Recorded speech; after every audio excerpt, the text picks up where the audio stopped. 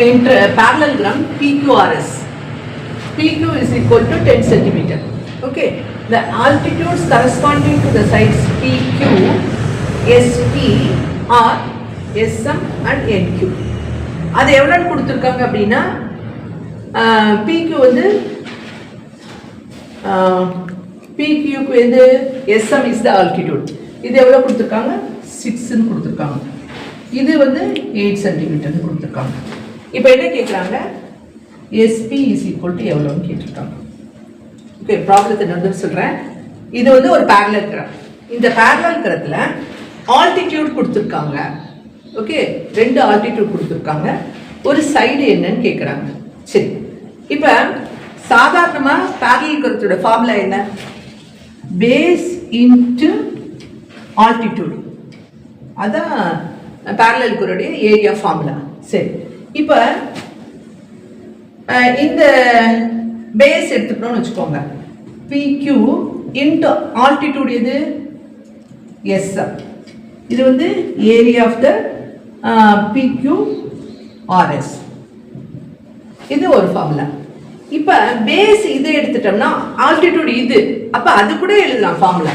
So area PQRS is equal to base என்ன SP into NQ. இப்படியும் எழுதலாம், ரெண்டுமே ஒன்று தான். இதை பேஸா வச்சா இது ஆல்டிடியூடு, இதை பேஸா வச்சா இது ஆல்டிடியூட். சரியா? அப்ப ஆனா ஏரியாங்கிறது ஒன்று தான், ஏரியா ஆஃப் த பேரலல்ங்கிறது ஒன்று தான். இப்போ நம்ம என்ன பண்ணலாம் அப்படின்னா PQ into SM is equal to SP இன்டு NQன்னு எழுதலாமா? ஓகே, இப்போ என்ன கொடுத்துருக்காங்க? PQ கொடுத்துருக்காங்க. PQ is equal to 10.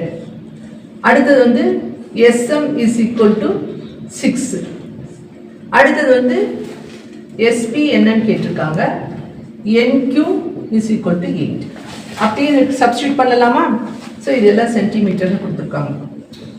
Okay, அப்போ இதில் சப்ஸ்டியூட் பண்ணலாம். PQ வந்து 10, SM வந்து 6, SP தெரியல, இன்டு NQ 8. அப்போ 10/6 into 8 is equal to 6.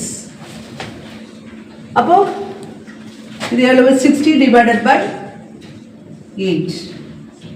அப்போ 15/2.